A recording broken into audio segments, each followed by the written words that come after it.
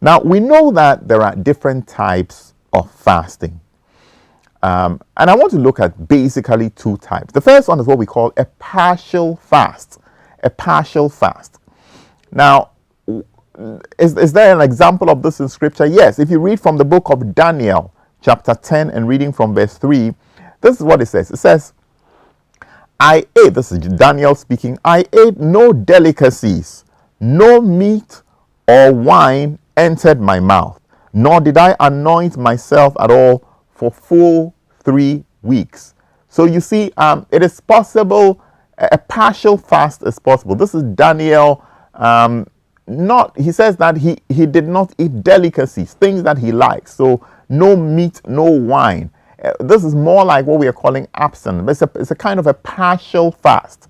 So it's possible for us to fast partially. And this you can take advantage of, for instance, if maybe your condition is not very strong, you're not very well, but you want to do some level of fasting, you can do this kind of fasting. The way of doing this kind of fasting sometimes is by fasting on, let's say, on bread and water.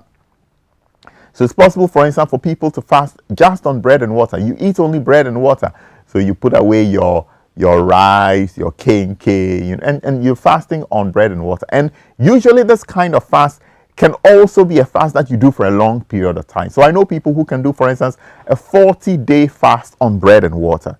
So this is a kind of what we call a partial fast. So that's possible, and we can see that biblically it's possible. Now there's also what we call a complete fast. A complete fast.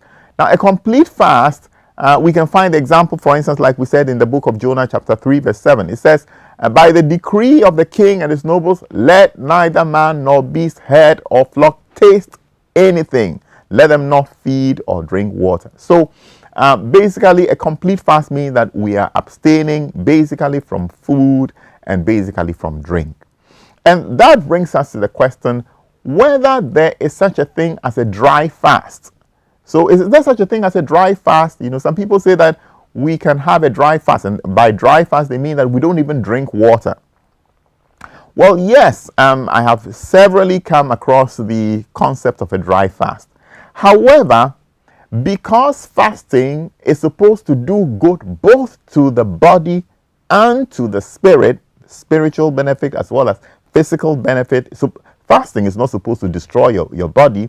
It is usually advisable when you're fasting, when you're doing a complete fast, still to drink water. In fact, to drink lots of water, because then the water actually cleanses a lot of the toxins from your body.